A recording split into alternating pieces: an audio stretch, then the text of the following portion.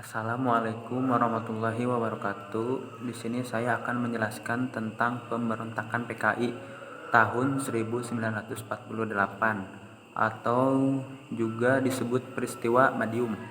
Adalah pemberontakan komunis yang terjadi pada tanggal 18 September tahun 1948 di kota Madiun. Pemberontakan ini dilakukan oleh anggota Partai Komunis Indonesia atau PKI dan partai-partai kiri lainnya yang tergabung dalam organisasi bernama Front Demokrasi Rakyat. Pemberontakan ini diawali dengan jatuhnya kabinet RI yang pada waktu itu dipimpin oleh Amir Syarifudin karena kabinetnya tidak mendapat dukungan lagi sejak disepakatinya perjanjian Renville. Lalu dibentuklah kabinet baru dengan Muhammad Hatta sebagai Perdana Menteri. Namun, Amir beserta kelompok-kelompok sayap kiri lainnya tidak setuju dengan pergantian kabinet tersebut. Mengetahui hal itu, pemerintah langsung memerintahkan kesatuan-kesatuan TNI yang tidak terlibat adu domba untuk memulihkan keamanan di Surakarta dan sekitarnya. Operasi ini dipimpin oleh Kolonel Gatot Subroto. Terima kasih. Assalamualaikum warahmatullahi wabarakatuh. Perkenalkan, nama saya Siti Sukmawati dari kelas 12 MIPA 1. Di sini saya akan menjelaskan tentang pemberontakan DITII di Kalimantan Selatan. Nah, pada bulan Oktober 1950, DITII juga melakukan pemberontakan di Kalimantan Selatan yang dipimpin oleh Ibnu Hajar. Para pemberontak melakukan pengacauan dengan menyerang pos-pos kesatuan TNI. Dalam menghadapi gerombolan DITII tersebut, pemerintah pada mulanya melakukan pendekatan kepada Ibnu Hajar dengan diberi kesempatan untuk menyerah dan akan diterima menjadi anggota TNI. Ibnu Hajar menyerah, akan tetapi setelah menyerah melarikan diri dan melakukan pemberontakan lagi. Selanjutnya pemerintah mengerahkan pasukan TNI sehingga pada akhir tahun 1959 Ibnu Hajar beserta anggota gerombolannya pun tertangkap. Sekian dari saya, kurang lebihnya mohon maaf. Wassalamualaikum warahmatullahi wabarakatuh. Perkenalkan, nama saya Nurul Rahmawati dan di sini saya akan menjelaskan tentang lanjutan dari pemberontakan DITII yang telah dijelaskan sebelumnya. Daerah pemberontakan DITII berikutnya adalah Aceh. Ada sebab dan akhir yang berbeda antara pemberontakan di daerah ini dengan daerah-daerah DITII yang lainnya. Di Aceh, pemicu langsung pecahnya pemberontakan adalah ketika pada tahun 1950, pemerintah menetapkan wilayah Aceh sebagai bagian dari Provinsi Sumatera Utara.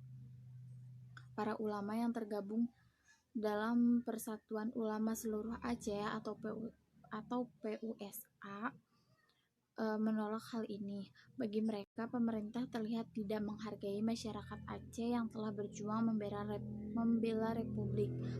Mereka menuntut agar Aceh memiliki otonomi sendiri dan mengancam akan bertindak bila tuntutan mereka tak dipenuhi. Terdepan PUSA dalam hal ini adalah Daud Bereh. Pemerintah pusat kemudian berupaya menempuh jalan pertemuan. Wakil Presiden Muhammad Hatta tahun 1950, Perdana Menteri M. Natsir 1951, bahkan Soekarno pada tahun 1953 menyempatkan diri ke Aceh untuk menyelesaikan persoalan ini. Namun mengalami kegagalan. Hingga akhirnya pada tahun 1953, Daud Bereh melakukan kontak dengan Kartosuwiryo. Ia menyatakan Aceh sebagai bagian dari negara Islam Indonesia yang dipimpin oleh Kartosuwiryo. Konflik antara pengikut Daud Bereh dengan tentara RI pun berkecamuk dan tak menentu selama beberapa tahun.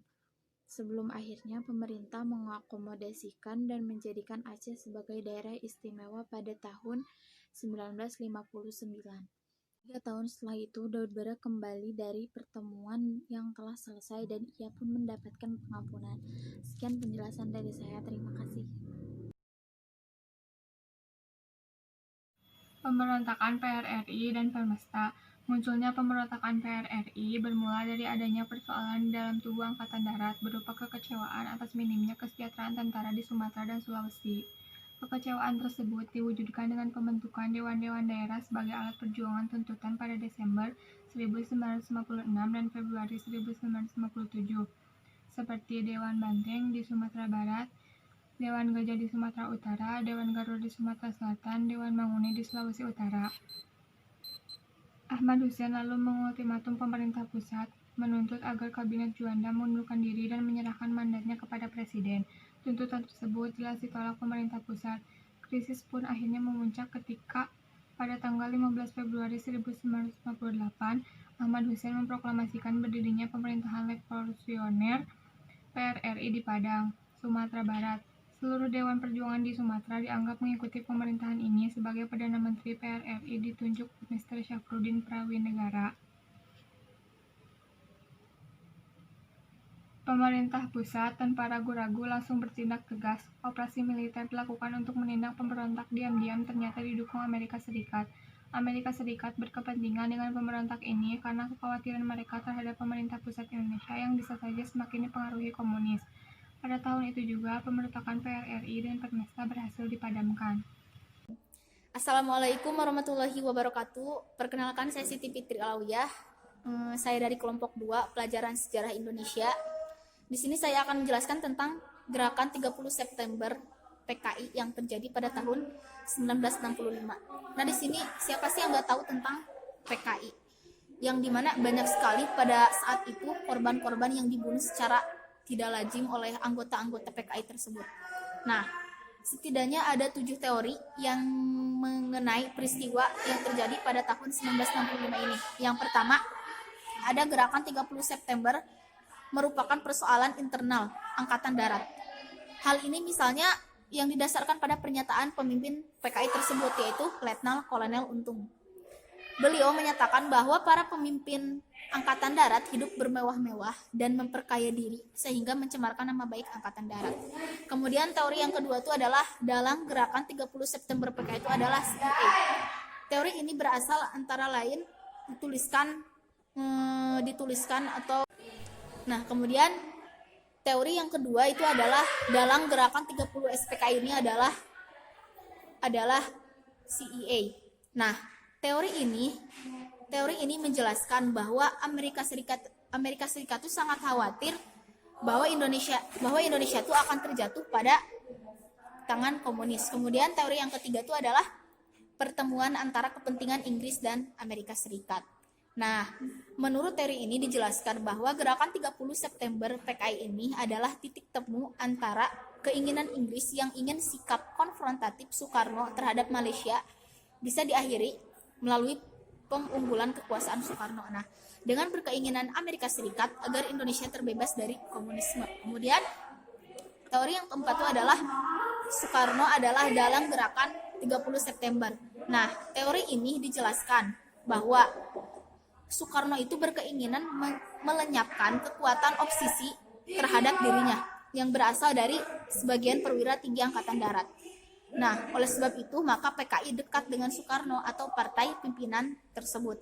Tapi pada dasarnya teori ini dilemahkan oleh Insinyur Soekarno dikarenakan Insinyur Soekarno tidak mendukung PKI ini. Kemudian teori yang kelima adalah tidak ada pemeran tunggal dan skenario besar dalam peristiwa gerakan 30 September yang terjadi pada tahun 1965 ini. Nah, dikemukakan oleh Johan bahwa teori ini menyatakan tidak ada tunggal dan tidak ada skenario dalam kejadian ini. Kemudian teori yang keenam itu adalah Soeharto sebagai dalang dari gerakan 30 September. Lalu dalam teori yang terakhir itu adalah dalam gerakan 30 September itu sendiri adalah PKI. Nah, menurut teori-teori ini, PKI adalah penanggung jawab peristiwa kudeta dengan cara memperalat unsur-unsur tentara. Nah, dasarnya adalah serangkaian kejadian dan aksi yang telah dilancarkan PKI antara tahun 1959 sampai 1965. Nah, itu saja yang bisa saya sampaikan, kurang lebihnya mohon dimaafkan. Perkenalkan, nama saya Zahra Veronoka Salafia.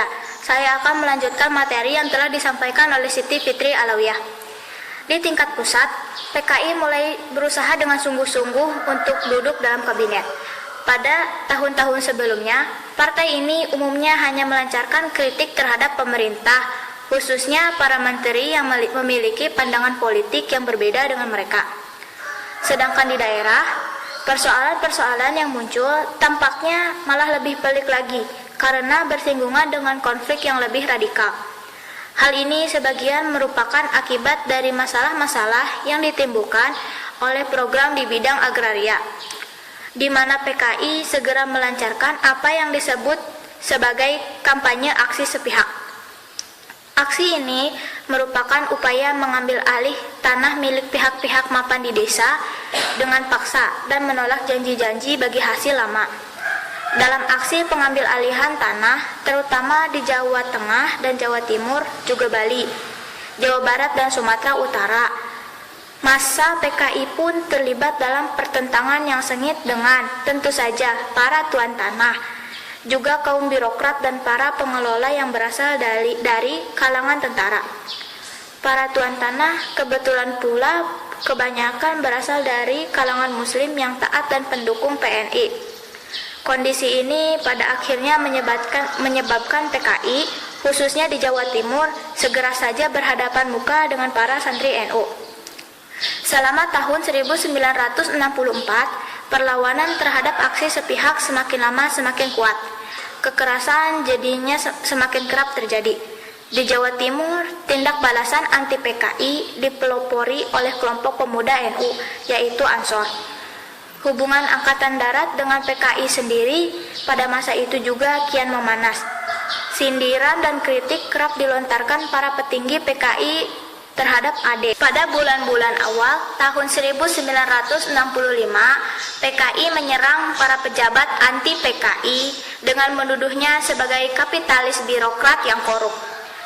Demonstrasi-demonstrasi juga dilakukan untuk menuntut pembubaran Himpunan Mahasiswa Islam atau HMI. Maka hingga pertengahan tahun 1965 atau sebelum pecah kudeta di awal Oktober, kekuatan politik di ibu kota tampaknya sudah semakin bergeser ke kiri. PKI kian berada di atas angin dengan perjuangan partai yang semakin intensif. Pada bulan Mei 1965, Pelda Sujono yang berusaha menghentikan penyerobotan tanah perkebunan tewas dibunuh sekelompok orang dari BTI dalam peristiwa Bandar Betsi di Sumatera Utara. Jenderal Yani segera menuntut agar mereka yang terlibat dalam peristiwa Bandar Betsi diadili. Sikap tegasnya didukung penuh oleh organisasi-organisasi Islam, Protestan, dan Katolik.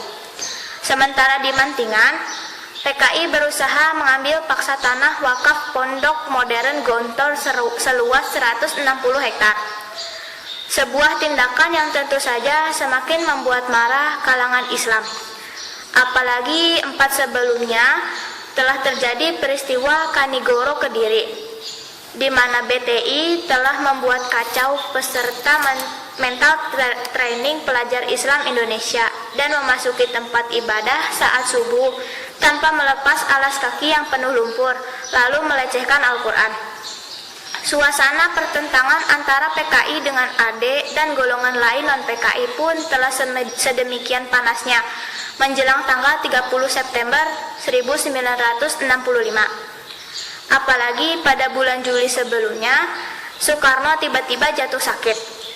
Tim dokter dari Cina yang didatangkan DN Aidit untuk memeriksa Soekarno menyimpulkan bahwa Presiden RI tersebut akan meninggal atau lumpuh. Maka dalam rapat Politbiro PKI tanggal 28 September 1965, pimpinan PKI pun memutuskan untuk bergerak. Dipimpin Letnan Kolonel Untung, perwira yang dekat dengan PKI. Pasukan pemberontak melaksanakan gerakan 30 September dengan menculik dan membunuh para jenderal dan peristiwa di pagi buta pada tanggal 1 Oktober 1965. Jenazah para korban lalu dimasukkan ke dalam sumur tua di daerah Lubang Buaya, Jakarta. Di Yogyakarta, gerakan 30 September juga melakukan penculikan dan pembunuhan terhadap perwira AD yang anti PKI. Pada berita RRI pagi harinya, Letkol Untung lalu menyatakan pembentukan Dewan Revolusi, sebuah pengumuman yang membingungkan masyarakat. Dalam situasi tak menentu itulah, Panglima Komando Strategis Angkatan Darat atau Pangkostrad, Mayor Jenderal Soeharto, segera berkeputusan mengambil alih pimpinan Angkatan Darat. Karena Jenderal Ahmad Yani selaku Menpangad saat itu belum diketahui ada di mana. Setelah berhasil menghimpun pasukan yang masih setia kepada Pancasila, operasi penumpasan gerakan 30 September pun segera dilakukan. Bukan saja di Jakarta, melainkan hingga basis mereka di daerah-daerah lainnya. Dalam perkembangan berikutnya, ketika diketahui bahwa gerakan September ini berhubungan dengan PKI, maka pengejaran terhadap pimpinan dan pendukung PKI juga terjadi.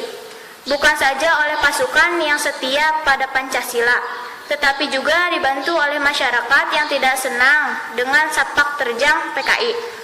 G30S PKI pun berhasil ditumpas. Menandai pula berakhirnya gerakan dari Partai Komunis Indonesia atau PKI.